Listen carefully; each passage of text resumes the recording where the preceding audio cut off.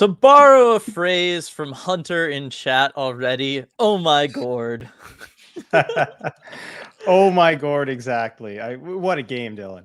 That was a fantastic game. Look, this was one that I was very interested to see how the Kraken were going to perform, doing well on this road trip, but playing teams that, realistically they should be beating. This was going to be a big test for them coming off of a month really where they had struggled in these sorts of situations. But it's a new month, new team. Apparently, that's just the way it works. And look, late into that third period, I was just happy that the Kraken were hanging in there. They played Colorado tough. I was like, all right, you don't get the point. That's fine. You don't pick up any points. That's fine. You're still right there with them. That's still pretty good. And then, of course, they got to go and make me look bad and prove me wrong, which I'm fine with if this is the result. You know what I mean?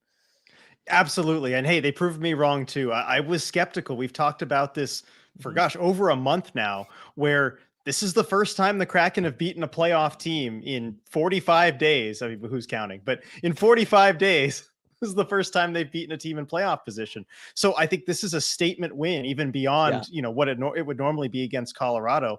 The fact that they showed they could get this done is huge. Absolutely. It's fantastic. And thank you, everybody, for joining us here on Emerald City Hockey's post-game live, presented by Queen Anne Beer Hall. Oh, man, this one must have been a wild one for everybody out at the hall, RJ. Oh, absolutely. Man, it must have been crazy. All right. So, yeah, lots of stuff to talk about. Got a super chat here. Going to go down, hit this one up. Absurdly Sane with the super chat. Thank you very much. Birthday treats for the bestest good girl, and she got the birthday W. That's right. It is Afra's birthday. She's got her birthday bandana on. See if I can get an on-screen. She's got to make an appearance here. Come on, Afra. Afra, come on, back up here. Go on. All right, she'll come up. We'll get her a birthday treats. But yes, thank you very much, Absurdly Sane, for that. And while we're giving out, happy birthdays, it is also my mom's birthday today. Yes, she and Afra share birthdays. So happy birthday, Mom. Want to throw that in there while Dylan goes and gets Afra ready here. Yes, definitely. Happy birthday, RJ's mom. Let's see if I can get the camera over. Gregory also with the super chat. Lemon Lime Gatorade time. Captain Yanni coming up clutch. He did indeed. There's the birthday girl. And a nice big frosted birthday cookie. But yeah, RJ, I mean, look, let's talk. Do you want to talk Gord overtime first or the Tanev goal to tie it up?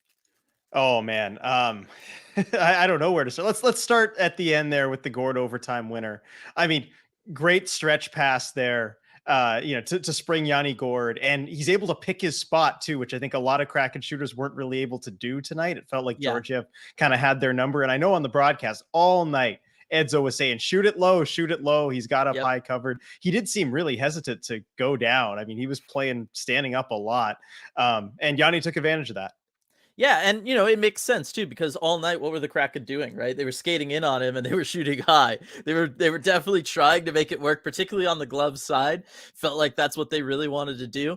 But yeah, I thought it was fantastic. I mean, just Tanev, it felt like one of those nights, and we had just been talking about this with Brandon Tanev. You know what I mean? Where he's the guy who just can step up clutch for you at weird times when you least expect it. He's Johnny on the spot, and he did that tonight, and it was I just love to see it so much. And then obviously Yanni in overtime just coming up massively clutch. This was one where I was preaching patience going into overtime. I was like, you know what, just don't shoot the puck, don't do anything, as long as you just finally you're on board, Dylan. Just don't do anything against this Avs team. You can't do it. You just can't do it. You can't take the chance. And sure enough, you know what, they did it, and they were able to. When they went for the shot, they made it count. And you know what? I will take a chance to take a little victory lap here. I know we had that argument about kind of the conservative overtime style and changing it up mid-season. And beyond taking the victory lap for myself, I just want to give credit to Dave Haxtell and the coaching staff, because they started the season 0-3 in overtime. It was bad. The results were really bad. They recognized it as a problem. They took 2 solid days in practice to just work on it. They changed their approach to a more conservative approach. And you know what? They're 7-0 in overtime since. I think we can call that a success. Yeah, I would say so. I mean, they're so improved when it comes to overtime and what they're doing. And look, I don't want necessarily the strategy to play out every time they find themselves in this situation, but certainly against the team that's got Nathan McKinnon, Rantanen, Kale McCarr, Chushkin, like the list goes on and on of these guys that could very easily beat you in some sort of 3-on-3 situation. So against a team like the Avalanche, I'm down with just waiting a second and just being patient with it. Um, you enjoying that back there? All right. Kraken Hawk. Despite a weak power play and strong opposing goaltending performance, the boys kept pushing and pushing and got the all important win. What a performance! Yeah, let's talk about that because power play again don't really make use of it of very many of those opportunities you have. No, definitely not. And with a full 2-minute 5-on-3, I just felt like the entire game was going to hinge on that moment. And often it does in the rare situations where you do get a full 2-minute 5-on-3. And I thought it looked pretty uninspired. They weren't doing a whole lot of forcing the issue, moving pucks to the middle. When you have a 5-on-3 like that, you should be able to create plays that just take the goalie out of the equation entirely. And they weren't able to do that. So the power play definitely was an issue. It had been better the last few games, but tonight, definitely a weak spot. Yeah, I mean 0-5, especially because it was like, you get the 5-on-3. All right, it doesn't go, you're not able to score on it. And then you got one later in the period too. I mean, there's so many chances on the power play in this one. They just never could quite figure it out. JMG with the super chat. I was happy they got 1 point, then they go and win it. Gritty win. It was indeed. I mean, this was an effort win. This was, again, it answered a lot of questions about where they're at as far as playing playoff opponents, right? But I feel like it also answered a lot of the questions that we had, particularly like kind of those last 2 weeks, where it was, what is the effort level here? What's the level of compete with this team? Because we were starting to question it really for the first time all season. Definitely not, in question at all tonight. They wanted to make sure that we all knew that team is back. They are in this until the very end. They always believe they've got a chance. And they were playing super solid in this one. Yeah, for sure. I mean, they just never went away. And I'm checking Twitter here. I saw this tweet from Mike Benton talking with a Jordan Eberle post-game quote. He said, guys on the bench were telling each other, just stick with it. Stick with it. It'll come. And it did. Yeah, and I mean, look, they were getting chances. They were getting breakaways. They were getting odd man rushes. They were doing everything that they needed to do. They just were, having a hard time getting it past. And then they were finally able to do it. And, they were able to get the win out of it because, in a lot of ways, I felt like they were the better team through most of this game, actually. Yeah. Another super chat here from DJ Singletone. Kraken are world champs now, right? That's how this works, correct? If only, RJ. I know. If only that worked. Hey, they got the win against Colorado earlier this season. They would have been world champs for a little bit. Yes. Oh, man. And then we would have given it away to like somebody ridiculous. I know. I don't even want to check the schedule to see what it would have gone to. But thanks for the super chat there. Thank everybody for the super chat so far. Gregory, I know I kind of skipped over yours real quick, but got the Gatorade. So there we go. Michael, what a comeback win, 4 in a row, and win a game they weren't supposed to win on the deserve to win-o-meter. Yeah, so I purposely stayed away from Money Puck for this one, RJ, because I had a feeling it was not going to be pretty, per se. Despite the massive kind of shot advantage, they weren't necessarily the same kind of quality shots that Colorado was getting in this one. Exactly. And it was very close throughout the first period. The Kraken kept it pretty low event. But yeah, you're looking at the Avs in the 65 to 70% range on the deserve to win-o-meter. Definitely with the higher of the shot quality, even though the Kraken had a lot of the shot quantity, it felt like the Kraken were out shooting them. But again, that's what good goaltending can do for you. And Philip Grubauer was incredible tonight. I mean, without him, the Kraken don't win this one. I mean, they're not even particularly in it very close. So, you need a goalie to be able to step up against a talented team that maybe can outplay you for stretches. Right. I mean, talking about questions that have been answered, we kind of felt like this after the last game. But Grubauer, bottom line is he's back. He's the guy, and he's playing fantastic. And with the way he's playing, this team is not going to have to worry about getting to the playoffs.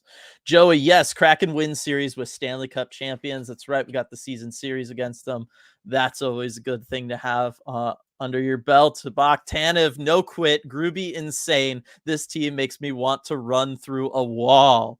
I love that, RJ. I absolutely love that comment. Oh no, did Did you freeze up No, on we're it? Oh, good. there we're good. All right, cool. I absolutely love that comment because that's how I was feeling when overtime happened. Like if I didn't have to, try to make the on-screen graphic and get the stream up and running, I would have been able to take a victory lap, and that might have included going through some drywall. I know, right? And I just thought, like, at this team, that just what kept going through my head. Just this team, the way that they are, they Yep. never go away. Yeah, Krakenhawk, this team truly is month by month. It's frustrating on I know, down right? months, but a blast on the up months. At this rate, May is going to be a good month. Yes, all credit to Lindsay for picking up on that first and foremost. But the thing that worries me, RJ, is playoffs start in April, and right now April is not supposed to be a good month. So you gotta find a way to survive what might be a down month to get to that May. Yep. Just ride March while you can, and then forget the whole month to month thing. Yeah. Speaking of breaking through walls, Bill here in chat with Georgiev was a brick wall. Good effort to break through him. It was. It was just one of those games, RJ, where you got to keep doing what you're doing, like you talked about. Like they were talking about on the broadcast. You just got to keep at it, and trust in like the process, so to speak, to borrow the infamous phrase. You just have to trust in that at some point you're going to get one past him, and if you can just kind of outlast how well he's playing, you can at least walk away with a point, and obviously in the Kraken's case, get both. Exactly. And you just have to stick with it and hope that it works. That's so much of what hockey is too. When you're facing a hot goalie, just keep throwing pucks at them, and they'll eventually go. Yep.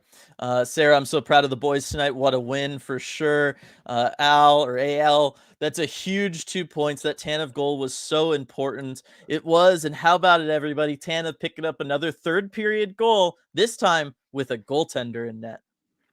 I know, right? Amazing. We didn't know he could do that, but seriously, it's great to see him score that too after the breakaway where he didn't score earlier in the game. I know that frustrates him more Yeah. than just about anyone else on the team because you know how into the game he is, how intense he is. He's going to be showing that emotion. I'm sure he was tonight, and also on that goal. I've got to credit Jaden Schwartz for forcing that Yeah. turnover. The Kraken's forecheck caused both of their first two goals, like in a massive way. Just that relentless forecheck where the Avs defenders had no time to make any play with the puck and eventually just had to turn it over pretty much. And Schwartz there behind the net. I mean, he's so good in these sneaky little ways. We talk about Tanev and celebrating him getting the tying goal, and it's great and everything. But Jaden Schwartz just making his presence felt often, in those ways that it's easy to miss sometimes. Right. And also key contributor on the first goal, the Wenberg goal. Again, kind of similar situation. He's got to win, kind of a puck battle there, get it back to Borgen, who can then get that point shot that Wenberg's able to tip. I mean, Jaden Schwartz, he's got to get the hat tonight, right? Oh, I would think so. Well, he can't. He already has the hat. He has the hat. Oh, nope, no. already has what the does hat. He do? Oh, that's going to be an interesting one. I mean, it'd be, I'd probably go turbo. Just to get this out of the way now, early on in this. I think I'd go turbo. He had the breakaway, wasn't quite able to convert. I feel so bad for him. It's like watching me in those situations. I just feel his pain so bad. I'll never score in a breakaway ever, and it feels like it's the same issue for him. But I think I'd go turbo, but it would be hard not to go with Groovy or Gord. Mm-hmm. Yeah, I'd go turbo or groove for me. Yeah. Scott, goaltending was unreal tonight. It was. This was a surefire goaltending battle. And you know what? Those can be fun. They're just fun to watch sometimes. Yeah, as long as the good chances keep coming, and they really did tonight. I mean, that's the fun part of the goalie battles is just it's like, okay, what is going to take to beat these guys? Yeah, exactly. Super chat here from Becca. Thank you very much, Becca. Captain Yanni Gord, time to make it official. I mean, he's made a good case for himself this year, and I mean, we talk about this as one of the things that could be decided on. It's decided kind of by the team and all that kind of stuff. I'm trying to pull up the graphic that we got earlier over on the Discord, where someone was able to do a whole chart of where all of I can't really see it. Will it ever? Okay, there it is. It's like a flow chart kind of thing of all of the Davy Jones hat. Who's gotten it and who's then given it to who to track out all that stuff, because we questioned this on the Red Glare last time. So it's over on the Discord. Highly recommend everybody check it out. I would credit, but I always feel weird like crediting without asking for permission first, but it's there. It's amazing. It's incredible. Definitely recommend it. And Yanni Gord, receiving the hat from more people than anybody else on the team. So they're Interesting. in Great their job own there. in their You own know who you way. are. Great job making that. Yeah. So sorry, I should have reached out during the game to ask Yeah. first. Uh let's see here. Did you Or see the what, super you gonna chat say from something? Schultz here? Did we get that one? Uh, uh where are we? No. Something There it about is. Becca here. Yeah. Yeah. Donato gets the hat for the breakaway save. That's a good point. This is okay. Just gonna say it, everybody. That's why he's in the lineup and Daniel Sprong is not in the lineup, because of plays like that. Because that's the kind of stuff that Donato brings, that level of energy, intensity, and defense that just Daniel Sprong doesn't have to his game. Yeah, I agree. That's kind of what makes the difference there. I think now the argument is kind of Sprong versus Froden, but Donato has definitely solidified a spot in the lineup. For sure, yes, and it's just I love that guy.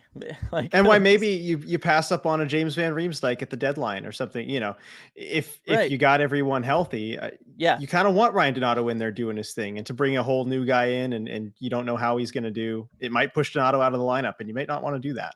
I was gonna say, and just that line too, like of or when he was out there with Tanev and Geeky, and just the stuff that they're able to do, the stuff they're able to work on together, the way they play. You see it when they did that bench shot after they had that nice long shift together, and they're just all exhausted together.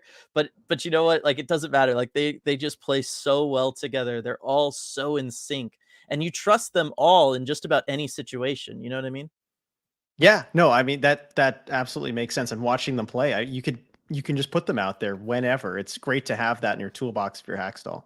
Yeah, TBK plays literally can't with the Kraken power play, but holy heck, we won a game where Georgiev was a hard had us hard goalies most of that game. Felt very playoff atmosphere. It did have kind of a playoff atmosphere type feel to it, in the sense that, as a lot of people have been pointing out, it was a gritty game. This was a grinded out. It was a game where you're going to need people like Jaden Schwartz to go out there and try to make something happen for you, and try to convert on it.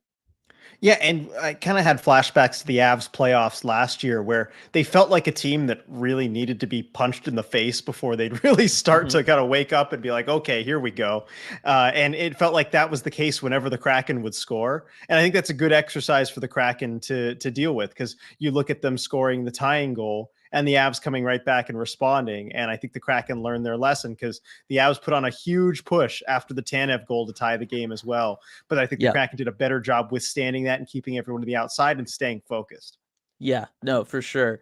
Tammy, best game of the year. Oh, the fight in our dogs is huge. Absolutely. Michael, Kraken were able to skate with this Avs team, which might be the fastest in the league. That's a good sign. It is. Like I said, we had multiple breakaways. We weren't able to convert on any of them, but there was lots of instances where we had breakaways or kind of one-on-one situations where the player, like I think of McCann, because he had a couple, he was able to have time and space to shoot in that situation and get a good shot off. I mean, they did fantastic against, as he said, what might be the fastest team in the league. Yeah, the Avs didn't look noticeably faster than the Kraken, and that was pretty striking to see. And you look Mhm. at the goal that they did get off of what you could kind of say is speed with the Mulligan goal on the breakaway, and it's really just an aggressive decision to fly the zone when you Yeah. haven't fully won the puck battle yet. Like, that's not a speed thing. That's just an aggressiveness risk reward decision thing. Right. And now this is a question I had during the game, RJ, before, when the Kraken were down and stuff. And it's something I have, and it would be a good question. Maybe you can ask Kate for me when she's back on the road trip, from the road trip, which is, in the NFL all the time, we hear about the Broncos' home field advantage because of the altitude. We Mhm. don't really hear that a lot in the NHL. I gotta think, though, that it still matters, especially in a sport like hockey, where it's a little more cardio intensive. You're playing a lot longer, in a stretch of time, than they do in the NFL, where a play's only gonna last 2 or 3 seconds. Yeah, I don't see why it wouldn't be the same or very Right. similar in hockey, right? And I know I've heard it talked about a little bit, but definitely not to the extent that it is in the NFL. So I mean, that would be a good thing to ask Kate about, because she, of course, covered the Avalanche Mhm. before the Kraken, and just to hear how much talk there is around that, in Colorado. Of course, covering the Kraken, we don't really hear much about that, Yes. but it'd be a good question for her. Because that was one of the things I thought about. Like, okay, if they lose this game, but it's close, like that would be certainly a talking point that I'd be curious about. But yeah, you think of teams playing in Denver against the Broncos. You see like all the guys on the sideline sucking on the oxygen masks. They don't have any of those on the bench in the NHL. Everybody just deals with it. You know what I mean? Yeah, there's So hockey players. You just deal with it. I was gonna say I can't imagine being inside makes any difference whatsoever when it comes to that Yeah. either. A super chat here from Schultz down at the end. Want me to get that one? Yeah, go for that. All right, 3 stars, 1 Gord, 2 Georgiev, 3 Grew. I mean, that sounds pretty accurate. You know, Gord with the OT winner, Georgiev. Yeah. Basically, the goalies have to be involved there. That sounds like a very standard NHL 3 stars. All right, you get the OT winner at 1 and just put the goalies at 2 and 3. Yeah, that sounds about right. Yeah, that's what they did, and that's it makes total sense to me. So we'll see who gets the David Jones hat from Schwartzy. Ty, wow, felt a bit played out often, but Turbo in the right place makes it count. Then we take the puck, all of OT, and finish the job. Impressive. Yes, I mean, you must have been kind of freaking out throughout this one, Ty, obviously, given your past and everything. Let's talk about that because we haven't talked about it yet, RJ. Avalanche never touched the puck in overtime. Yep. And that's the benefit of the more conservative overtime approach, especially against a team like the Avs. And I know you're on board with this because you mentioned this at the start of the post game. But yeah, I mean, that against a team like Colorado, once they get a chance to get started, you may never see the puck again. You know, that's the simple reality with this team. If you can get a Nathan McKinnon, a Cale Makar, all those guys on the ice, take your pick of the third guy. It doesn't really matter. Gerard, Taves, whoever you want, Nichushkin. And so, yeah, I mean, that's a huge victory. I forgot to see who took that opening faceoff for the Kraken and gave them initial possession. Do you remember who it was? I do not. That's a very good point, though. I'm going to try and figure that out. All right, go for it. Wenberg was the it was one Wenberg, person yes. who has struggled face-off wise tonight, and yeah, he made sense kind of to me thinking about it because I know Matty came on after, and then obviously Gord later on. But yeah, Wenberg 26% on face-offs tonight, but he came up big when it mattered. That's we've talked about all year winning those clutch face-offs late in games. We kind of need that. We got one tonight, and look what happened. Coop would love us to capitalize on the 5-on-3 or any power play for that matter, or any of our breakaways and make this more comfortable, but I'm happy. It's true though. I mean, it's the one thing the Kraken just kind of struggle with. It's kind of crazy because they're doing okay as far as overall goal scoring goes compared to the rest of the league. I'm going to see if I can super quickly pull up where they are as far as total goals scored, but they're 8th in the NHL coming into today. Not counting any of the games played today, they were 8th in the NHL in goals for, considering how atrocious their power play is, RJ, and how bad they are converting on breakaways and things like that, or odd man rushes. It's pretty remarkable. Right. And I think it highlights that there's potentially another gear that the Kraken could get to, and somewhat realistically too. I don't think it's crazy out of the question to think that maybe the Kraken could convert on breakaways at, a league average pace, or that they convert on the power play at a league average pace for a stretch. If they could do just either of those two things, I mean, they're already a playoff team without that. Imagine if they could start doing that, and that can happen at any time. Yeah. Then that's when I start talking like, oh yeah, this team's winning a series or two. You know what I mean? Like if you can bump that up, like that's definitely what you start talking about, especially now that the goaltending and defense is a little better. It's a little better. Still dealing with some things like the moving screen on that very first goal, like that, it's a little rough there. But now that they can get saves in a way that they struggled through a lot of the year, that's a big deal. Shushan, I can't believe we pulled that off. Now we just need to maybe score a power play goal sometime in the next century. certainly something I think a lot of us feel like. Brian, what a thriller. Gruby was sensational. Awesome finish by Gord. Feeling great about Turbo's goal. Well said, Brian. And then Bill, here we go. Kraken country. Let's ride. Got to throw that in there. Even the Kraken PR team there threw it in the game notes. So yep. They've got that in mind against Colorado. Oh yeah, it's fantastic. Well done, Bill. Thanks for reminding us all. Stratic and Gru we trust for sure. Crispy boy, what an incredible win from this team. Game of the year, Yanni for captain. You want to pick one of those and answer it first? Ooh, Let's see. Game I of was the gonna year? I was gonna say Yeah, go ahead. there was an earlier one from Tammy, suggesting was this game of the year or saying it was game of the year. I mean, where are you on that? Oh man, it's got to be up there. That win against Boston though keeps coming back in my mind. But this one's got to be in there because again, Boston, yes, they're the best team right now in this regular season, and to get a big win over them. But I mean, the Avs are the defending champs. Like, Hmm. what more could you ask for? So Yeah. and dramatic too. That's the thing. That Boston win 3-0. It didn't have the drama that this one did. No, this had the entertainment value. And the Oh yeah. bottom line is to be game of the year, you need some entertainment value. And this game definitely had it with the late tying goal and then the dominant overtime performance. And isn't it crazy how in 3-on-3 overtime, especially against a team like the Avalanche never even touched the puck to the point where the goalie doesn't even touch it to make a save, I don't think. And Yeah. you're still on the edge of your seat and you still have a knot in your stomach and you still feel this sense of like excitement and dread all at the same time. And that's even without the other team ever even handling the puck. It's awesome. Okay, I've come around to this game of the year thing because again, it's like this perfect balance between really good hockey against a good opponent, which I think Hmm. you maybe had more of in the Boston game, and drama though, which you Yes. didn't have as much in the Boston game. You had way more, I think, in that 9-8 win over LA, but you didn't have the good hockey against an opponent Yep. playing well. This is the perfect balance of those two things. Yeah, no, absolutely. You need the entertainment value. That Boston game, it was a solid game, like X's and O's, like perfect. But that's not always exciting. Like it's not always Yeah. the most fun thing to watch, that's for sure. Alex with the give the Yanni the C, been saying it for years at this point. Alex has been, many other people have as well. It's the people's captain. And one more time, RJ, I'm just gonna say it. I think I'll be ironing on or stitching on a C onto my Matty Beniers jersey next September, August, October. I think that's where we're going. I agree. I do think that is where we're going. I think next preseason we're gonna get some kind of big announcement, and they won't say what it's for, but we'll know what it's for. I know. Let's see here. Not one, not two, not three, but four perfect road trips this season from Cameron. I mean, we've talked all season long, RJ. This team is a bunch of road warriors. You look at things like Alexander Wenberg picks up his 12th goal of the season tonight. 10 of them have been on the road.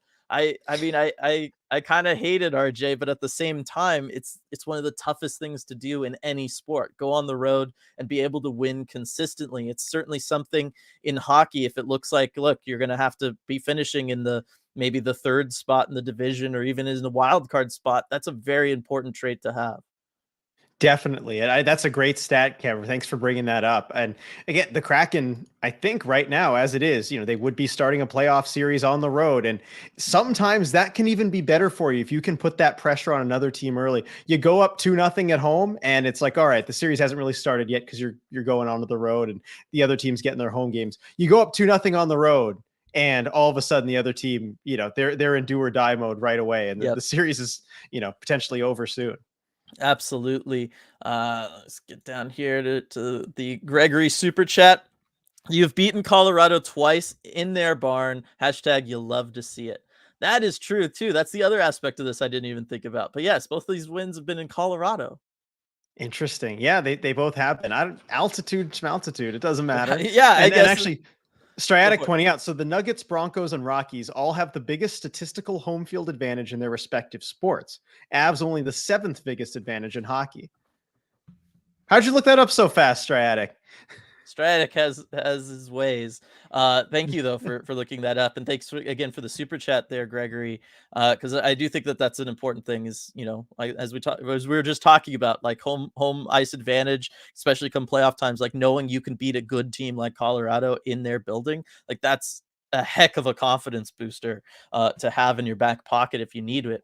As far as the other goes, I mean, that's absolutely crazy. The only thing I can consider, RJ, is that Mhm. hockey players, compared to all three of those other sports, basketball, football, and baseball, hockey players have the best conditioning already just because of the nature of what it is that they're doing. They have to be able to go out there and play for 45 seconds to a minute and a half, skating full out if they have to. You know what I mean? Just going back and forth 200 feet at a time, going for it. So the only thing I could think of is that their cardio and all that other physiological stuff as I mute There you my go. mic there. Um, all of that stuff is just inherently a little bit different for hockey and for hockey players, and really better for them just because they need it in their sport the way the other sports don't.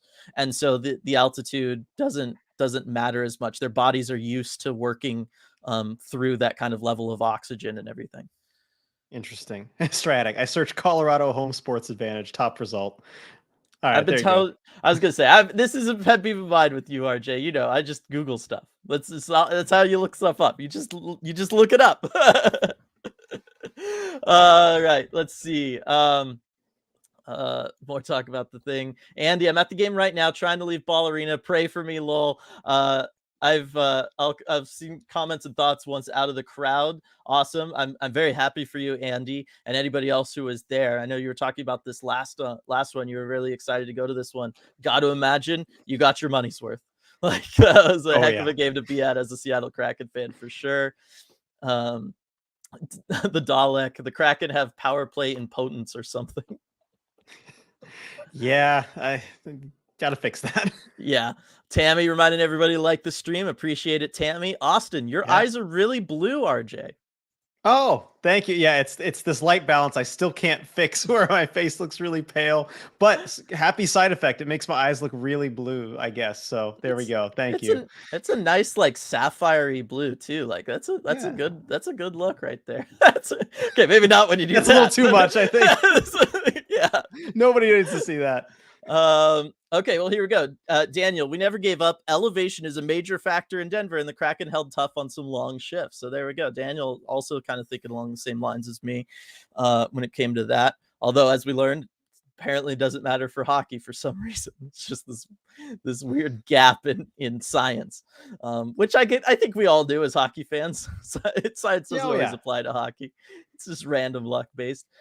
Crispy Boy, also what a great performance by Grubauer. All around gritty game, but we get the W for sure. Tammy, Bjorky looked a little sore to me, but glad to see him back. I will say this might have been the quietest and least I've noticed Oliver Bjorkstrand all season. I agree. I didn't notice him as much as usual. He definitely looked different than last game, but there's probably a good reason for that. But I'm sure he probably gutted this one out. But I do think he was a net positive, and it was good that they had him there in the lineup. I agree with that for sure, and you know I'm just happy too that like everybody was okay after that last game because everybody was starting to take stuff. Happy Maddie was okay after that Kill McCarr cross check in this one. I mean that looked so painful, RJ. Yeah, I mean, anyone who's played hockey to any level knows there's no padding right in that spot. If you put on hockey pads, there is nothing there, and you just take a stick directly to it, like the ribs, the lower side area. That's pretty painful. I mean, that could be a lot worse than it was. Glad he's okay. I was gonna say you don't even need to have played hockey. Just gently push at your lower ribs or on your side Yes. there. It's like one of the least comfortable places just to poke at, much less just get cross checked by a professional athlete. So really happy for Maddie. I don't even think he missed a shift, to be honest. Like I think No, he he didn't. skated off after that, but he didn't miss a shift. He's a hockey player. I love Matty Beniers. He's so great. Edward, last weekend, Seattle beat Colorado in the MLS. This weekend, Seattle beat Colorado in the NHL. So who the Sounders play next? Hopefully Dallas. Get a win over Dallas because we're going to need that the upcoming weekend. Yeah, ×3. They got 3 games against Dallas coming up. That's why. It's a weird Who schedule, scheduled man. that? Who Wait till we get to scheduled that? April and Arizona on the schedule. Yeah, It's gonna be fun. It's a bunch of Arizona and Vegas for some reason. Just loving the desert in April. Here we go. Huge Kraken win in this tight playoff race. Nice to see a quality win against a quality opponent from Sean there. Yeah, let me pull up the standings here because you know Calgary is sinking like a rock right now. They can't win to save their lives. Yeah, So I they're gotta below think, Nashville now. yeah, so we got an 11-point lead on Calgary right now with the same amount of games played. 10-point lead on Nashville as like that you know odd team out from the playoff picture right now. But Nashville has 3 games in hand. But still feeling pretty good for Seattle there. Yeah, they're in a good spot and right there in the thick of things with Vegas and LA, who I mean, those two just keep winning also. So you know, they need that win to keep pace. Yeah, I was gonna say it's solid too because Seattle up to 6-3-1 in their last 10. You look at a team like Edmonton 4-3-3, obviously Calgary 2-5-3. They're just like I said, drop like a stone. And Winnipeg too through all this 3-6-1. I mean they were remember when they were like challenging Dallas for top in that division, top for the Western Conference. They're just falling out of it too. So Seattle getting hot again at the right time and looking pretty good when it comes to the standings there and their playoff chances. Kyle, Tanev, Gordon, and Wenny, just like we all predicted, right? I know. How often have the Kraken had those three all score on the same night? This might be the first time. I was gonna say with our awesome community, RJ, you'll ask that question in about 5 minutes. We'll have an answer. I know. Scroll down to the bottom of chat, and I'll see somebody there with it. I don't know. They probably just Googled it. It's that easy, huh? Okay, it's just sometimes. You know the times I'm talking about. Here's the thing, everybody. If somebody knows how to get 5-on-3 power play stats, please let us know. Because we were both trying to find that during this game. We checked everywhere we possibly could. I did Google it, couldn't find it anywhere. Everywhere tracks all power play stuff 5-on-4. We even enlisted Mike Benton during the game, which again, thank you, Mike, if you're watching this, for helping us out there. And like he tried and he got some good stuff, but it wasn't like the full, okay, minutes, attempts, all of that. So we'd still love to see that. If any of you know where to find it, please let us know. I was going to say that's another one. Gonna have to ask Allison when everybody comes back from the road trip. I think that's going to be the way she'd be the one. Have to go. Yeah. Gabe, the 2 minutes between the Tanev goal and the end of regulation felt like 10 trillion years. I will say this, RJ. I will give the Avs credit. It did not look like the Avs were playing just to get to overtime. No, not at all. And again, this is a team that just when you get kind of punched in the face, when you allow a goal, they respond really hard. And I respect that in their game. And it was part of the reason that they won a Stanley Cup last season. They very much did that in the playoffs last year. So the Kraken knew that was coming. And like I said earlier, they did a better job weathering that storm the second time around. And I think that shows some growth on the Kraken's part. Oh, it for sure. It really did. And they were able to match that intensity in that moment. Big deal. Paul, Jaden Schwartz is a workhorse and his hustle created that opportunity, put a beautiful backhand pass out to Turbo. Hard work paying off. We talked about it earlier, RJ, but it is always worth repeating that the hard work pays off in this sport, and especially for the guys like Jaden Schwartz. That is why he was, targeted so heavily by Ron Francis that first ever off season they had, that first ever free agency cycle. It was for times like these and for that level of game that he's going to play. Evan, I'm happy Tanev was able to get his redemption. Feels like he's always getting robbed on breakaways. It's got to feel good for him. For sure. Too many to count. For sure. Coop, McKinnon with a huge turnover for that Tanev goal. Yeah, it wasn't great. Yeah, sometimes stars can try and do too much, and I think McKinnon was feeling that a little bit in the game. Yeah, I mean, any of those top players, one of the things they're all known for, and partly why they're so successful, really a lot of the reason they're so successful, is for being creative and trying things. And you think of like Trevor Zegras is like, to me, the best example of this. For the good players, the stuff works out more often than not, but there's still the times where it doesn't work out, and that was just one of those moments for Nathan McKinnon. Yeah. And you look at his goal earlier in the game. I mean, that's a play that not a lot of players can make. You're feeling it. You just got to keep trying it. Yeah. Stratic, this was a game where missing Berkey's skill was noticeable. Any idea when he might be back? He started skating again, reportedly, but no real clear timeline there. He hasn't started practicing yet. So that's kind of the next step, is practicing with the team. And, we'll keep you up to date on that once they come home. So, yeah. I was just going to say, once they come home, that'll be a lot easier to get a read on and everything. For sure, and I'll keep everyone updated. Just want to hop to bottom of chat for a sec because we got people pointing out. Sean, 130 in the chat. Hockey Mom, 132 in the chat, pointing out. I mean, this is awesome. Like, thanks to everyone in here after this big win. Love seeing those big numbers in chat, and I mean, chat is just popping right now. There's no way we can keep up with all of this, but absolutely love that. Love from all of you. Yep. Oh no, absolutely love it. Thank you all so much. Kyle, I'm assuming this is a reference when we were talking about like the deserve to win-o-meter. Kyle, why don't you just look at Hacks give a meter? That is the meter to check. Yep. That's always the one. Let's see. Jake also talked about that how Kraken at 3-on-3 have been so dominant since that one practice. It is crazy. Like I would have never probably said before, RJ, that one practice could make a season altering difference. But boy, one practice sure made a season altering difference without it being like some sort of like, there's some big fight between teammates and somebody gets traded away and it turns into a A whole thing. positive season altering Yes, difference. That's yeah. a lot harder. And to be fair, it was 2 practices, but still. Yeah, exactly. Um, Patrick, we're doing much better getting established in the offensive zone tonight. That's all that forecheck that we've been talking about. The forecheck is so key to that, winning those puck battles. If you do have to dump it in, because you're dealing with like a line change, particularly in the second period where you've got that long change, get that forecheck going. It helps then naturally turn into a cycle, and then all bets are off. You're cooking at that point. Oh yeah, definitely. I mean, the forecheck tonight was just incredible. Yeah. Give me more of that. Light, the ECH Discord vibe changed so fast in a very fast 5 minutes tonight. I gotta go back in the game chat because again, at the end of the game, we're like getting everything ready, prepping for the start of post game. Like, yeah, we can't be checking the Discord, but I'm definitely gonna go back into the game chat and go see all the messages. That's gonna be fun to go back and look at. Absolutely. Sean, this game was a real goalies duel. Kudos to Grubauer for prevailing against his former team. I know, I mean, he's picked up 2 W's against them this year. That's got to feel really, really good, especially after the struggles he had last year. Oh yeah, definitely. And he wants those games too. Like he won't flat out say it, but you can see it in his face how motivated he is when playing against those guys. Yeah, for sure. John, Avs had a 94.8% chance of winning per money puck.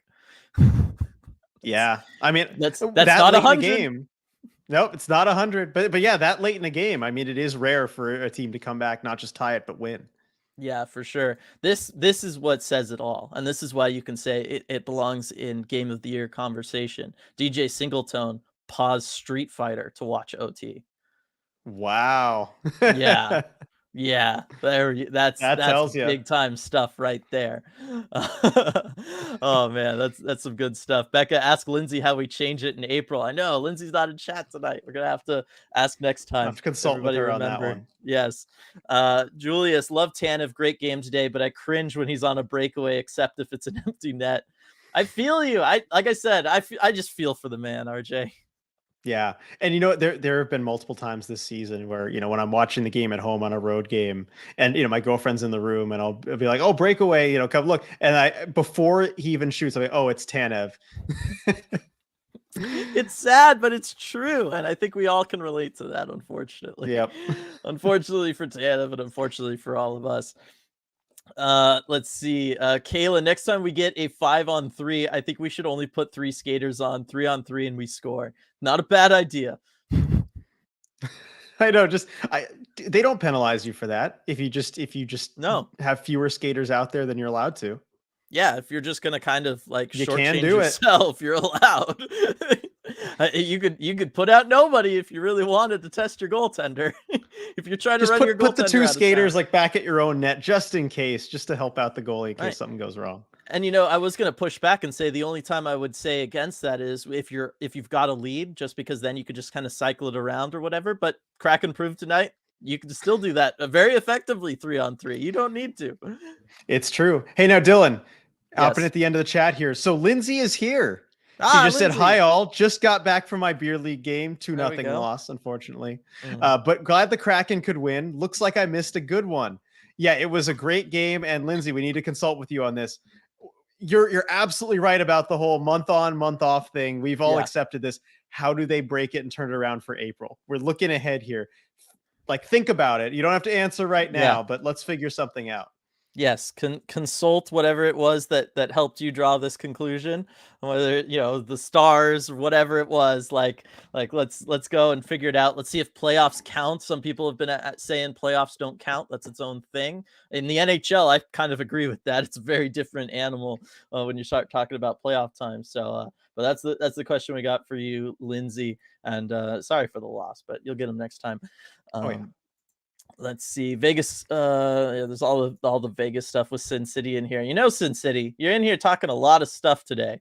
And I always respected you before for coming in, saying your one line, and then you'd bounce. Like, I always thought that was actually kind of cool. I have a lot of respect for that. Like, you come in, troll us for one comment, and then leave without like turning into a real troll. You're really in here tonight, and so I'm just saying, I'm taking notice. Um, let's Got see, that Jonathan Cameron. Quick energy. That's what it is. Oh, that is definitely what it is. Very good point from you there. Cameron, I think it's an okay time being so far ahead of the Preds and Flames in the standings that we can begin to look at matchups for the playoffs. I think we would have a better time against LA. No. Yeah, based on how we've played all these teams in the regular season, LA would be the preferred matchup, Cameron. I think so too. I'm not gonna look too far ahead at that kind of stuff, but based on like just how we've looked, that's what I would say. All right, another super chat here. Let me get on down here from Beef. How's it going? Won the chip for our beer league tonight. Got my first goal and got to see Yanni put the Avs away. A night I will never forget. Beef, that is incredible. I'm very, very happy for you. Thank you for sharing that with us, and thank you for the super chat.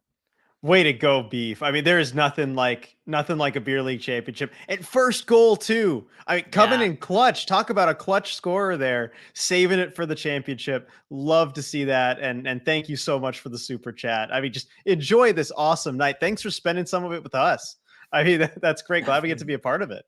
Absolutely, definitely. I mean, ultimate clutch performer there. That's what they call, the fourth quarter performance right there. I know we don't have those in hockey, but that's the equivalent right there.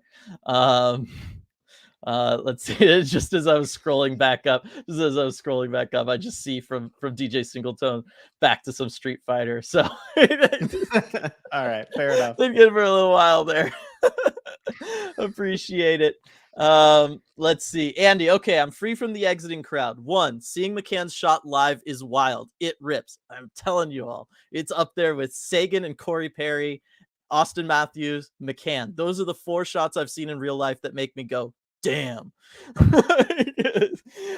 2, Yanni kept pressing buttons net front. It's his favorite thing, RJ. You love that about him.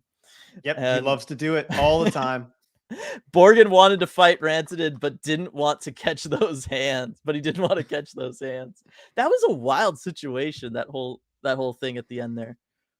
It was, and I didn't see where the second penalty really happened. The Jack Johnson one, obviously Rantanen going at it with Borgen.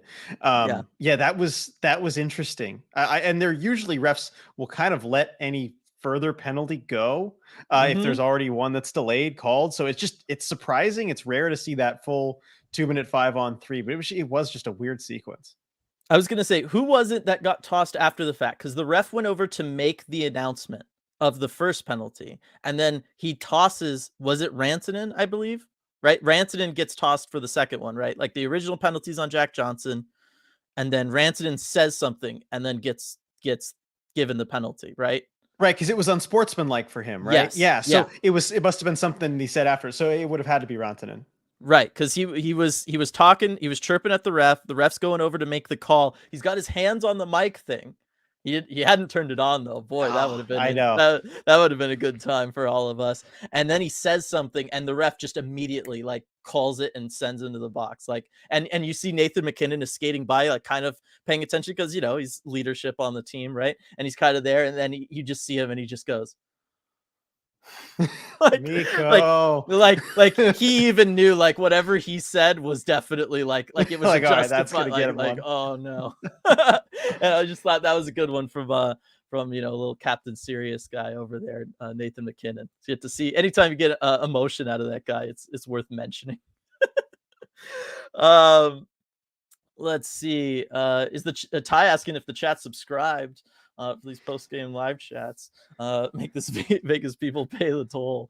Lol, I love it.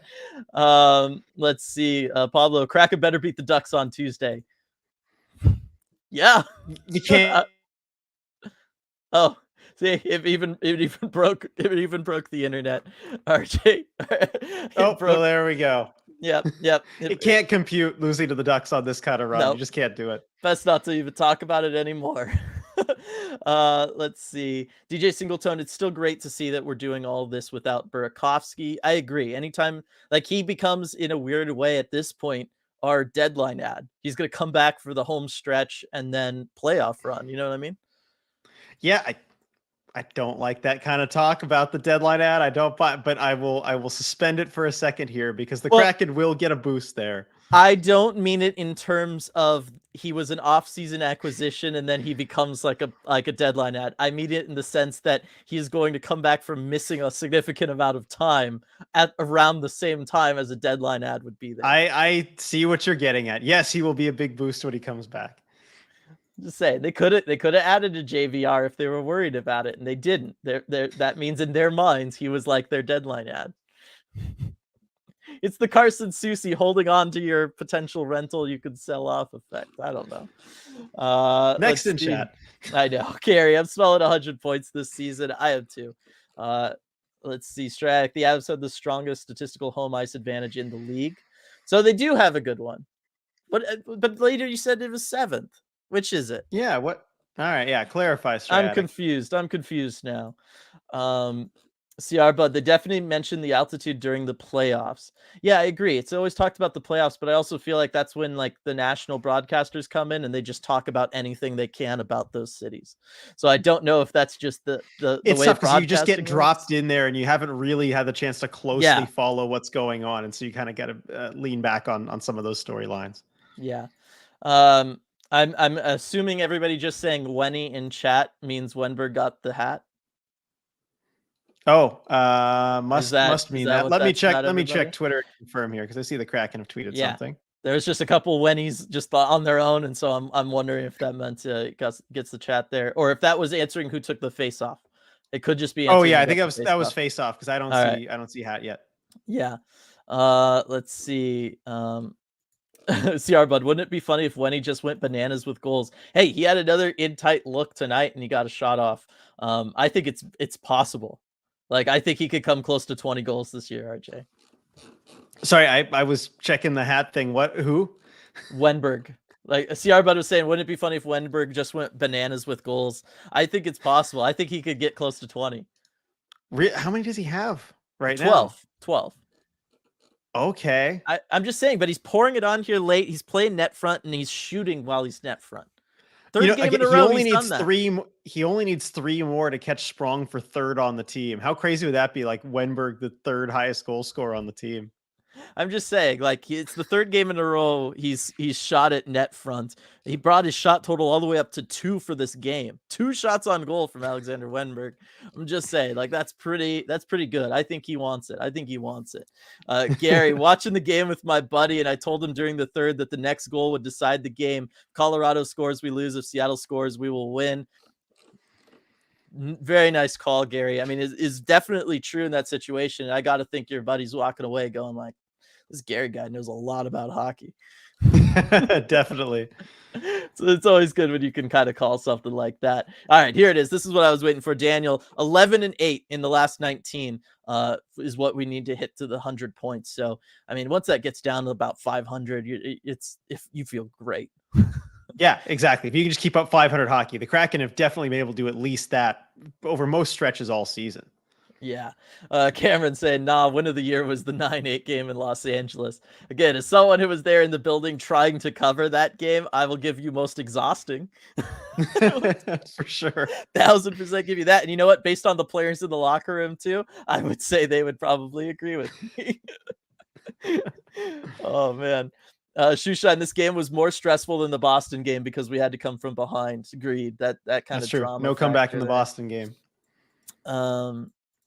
Daniel, how can the Rockies have the best home field advantage? They're lame.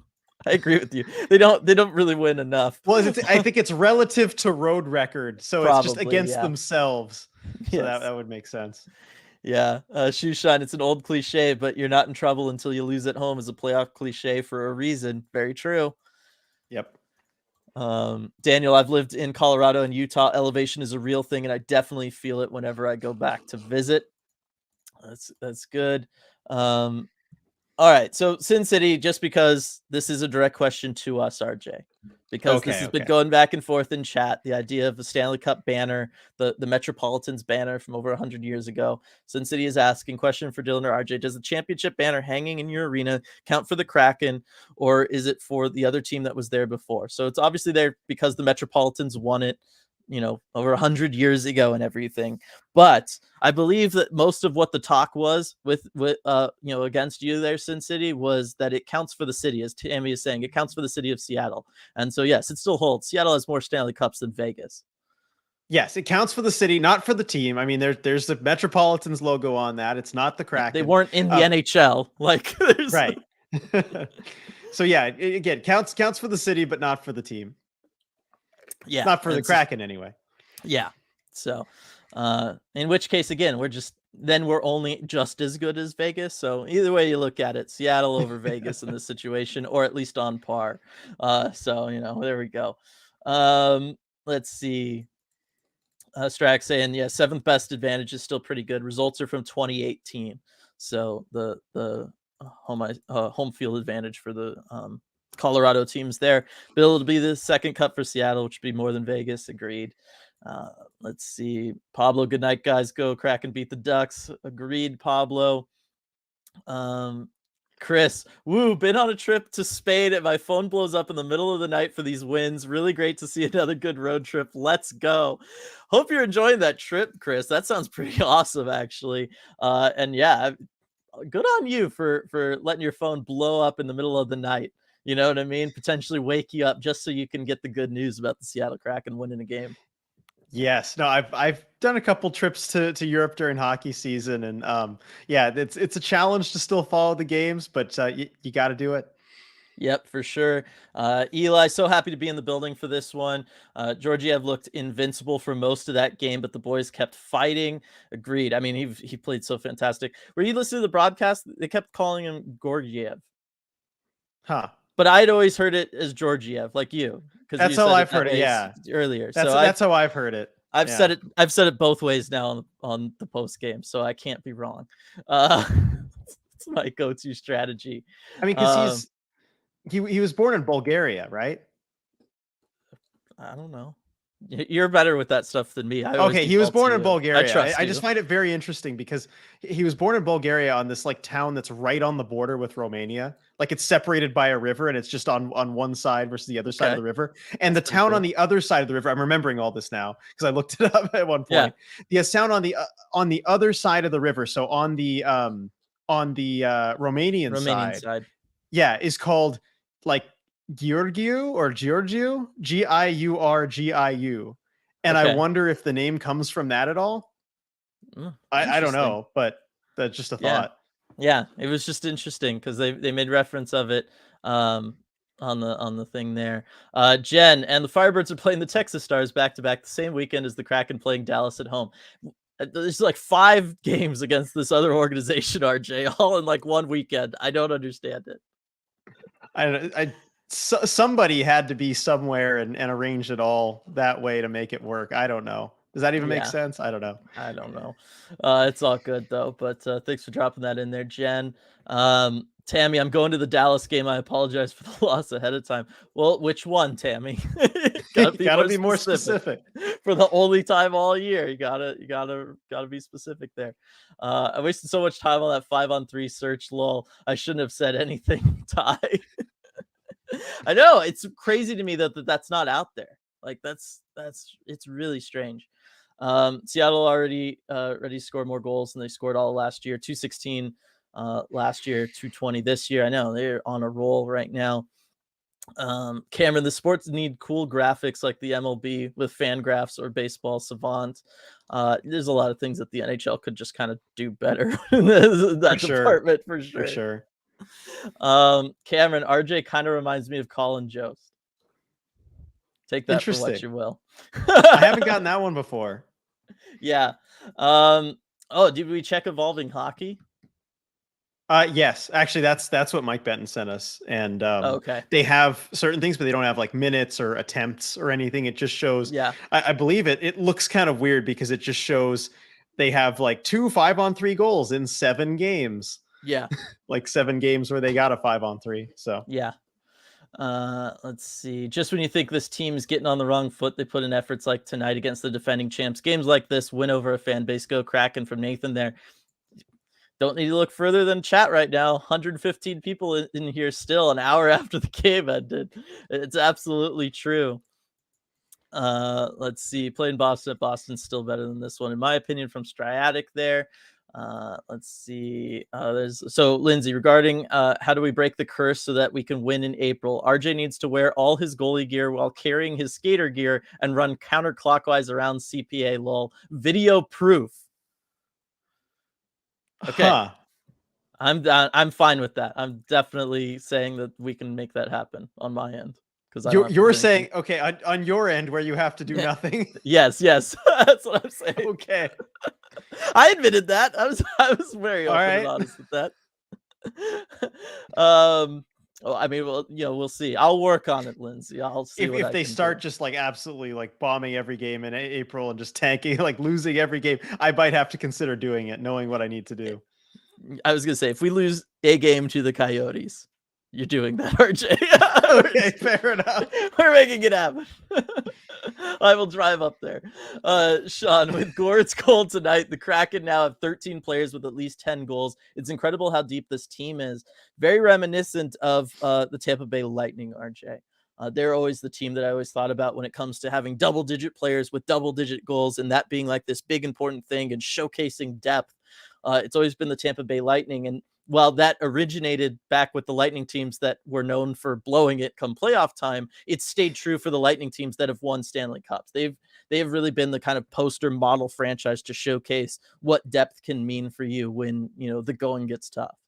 Exactly. And it shows also with the Lightning example that if you can get really solid defense that doesn't make a lot of mistakes, and you can get really good goaltending, because those are the two things that really came together for them to turn it from blowing it in the playoffs to these Stanley Cup championships.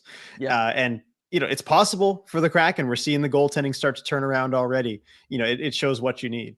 Definitely. So I'm going to kind of speed chat through here, the rest of chat here, because we are at the hour mark, everybody. But I want to get through some of this stuff because we got here from Beef. It was the greatest goal ever. John Forsland would have called it hack and whack. I'm getting the picture Greasiest, now, yeah. Beef. That's good stuff right there. Oh, yeah, Greasiest. Thank you for grabbing me. Greasiest, greatest. It's the greatest goal for Beef. Come on. For sure. I feel safe in saying that without even having seen it. Let's see. Bellamia, hello. Hi, Bellamia. I'm excited to watch the Kraken in the playoffs. I am too, Joey. Sin City, there you go. I gave you all a like. Appreciate it, Sin City. I do appreciate it. Thank you very much. Mikko Rantanen mouthing off is the second game in a row he's taken that penalty. That's why McKinnon was so mad at him from DJ and Tay there. That is very interesting. That is a very interesting situation there then. To do that after mouthing off there behind you. I know. She's taking the hint. Yes, I hear you. Okay, we know it's your birthday. We gave you a treat at the beginning. CR Bud, when he turns into Pasternak overnight. That's what's happening. I'm telling you. That's hockey. 40 goals then is what I'm hearing by the end of the year. Let's see. Kaylin, last week's when the Devils played the Avs, Devils color commentator talked a lot about having to take shorter shifts because of the altitude. So there we go. At least the Devils talked about it. I didn't notice that the Kraken did that in this one.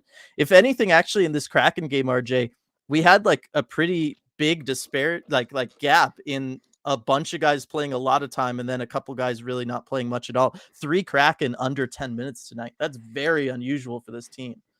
Right. Dave Haxtell doesn't usually stack his lines ice time quite like that. Although I do think you get better results when you do. And I think in the playoffs, this might be a preview of what we see in the playoffs, where he'll ride lines a little bit harder because with a good opponent, you might need to do that to succeed. Yeah, for sure. So, but obviously for the Kraken, doesn't seem to matter that much, the altitude at all.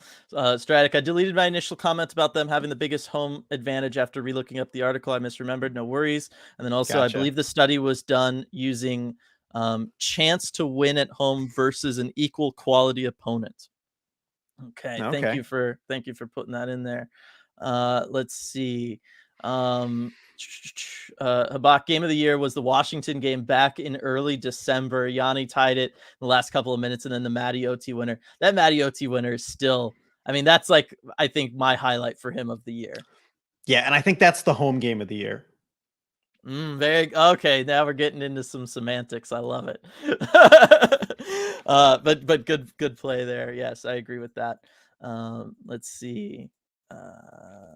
Let's see. Gregory, I was at that game. The pop that Beniers got scoring the game-winning goal in overtime was the loudest I've ever heard at the arena in person. I can only imagine. That must have been an incredible game to be at. Barbara, good morning. Awesome start to the week. I would say so, Barbara. Good morning. Hope you have a good day.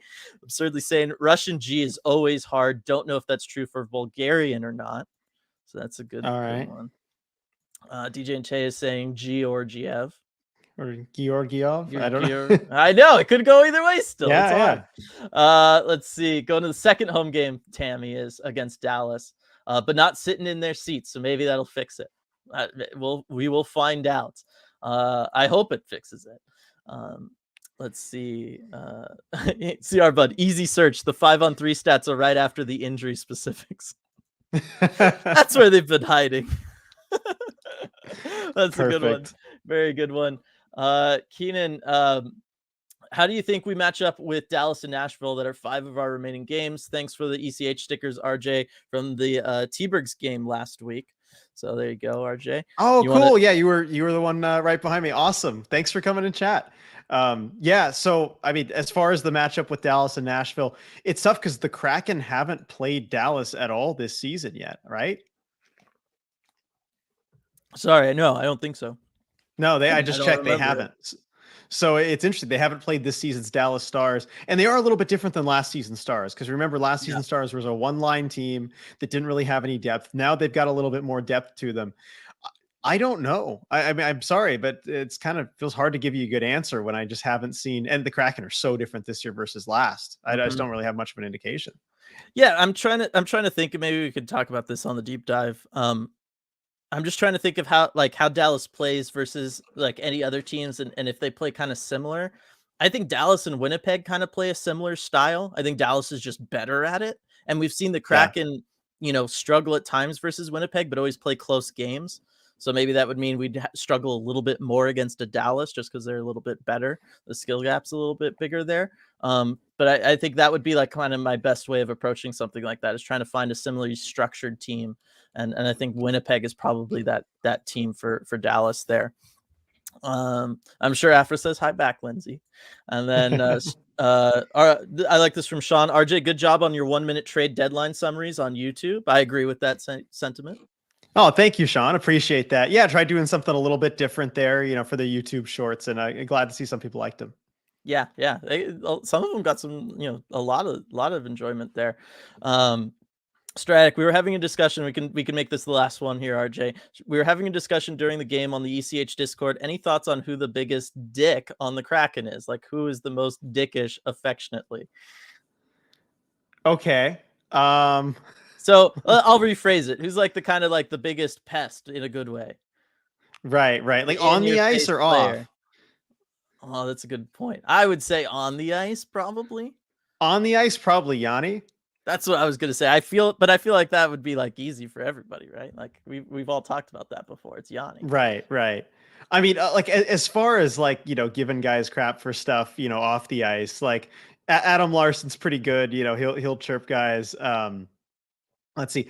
Daniel Sprong. Actually, I'll go with Spronger. Ooh, that's a good one there. Actually, he's got some good trash talk in the room. He'll give guys a hard time for things. Yeah, I was gonna say chat though. Everybody, Yanni. Yeah, it's Yanni Gord. You see him net front, just always involved in those scraps, always with that smile that if you were playing against him or if you were just a fan of another team, seeing Yanni Gord come out of those net front scrums with that smile, that would piss you off so much.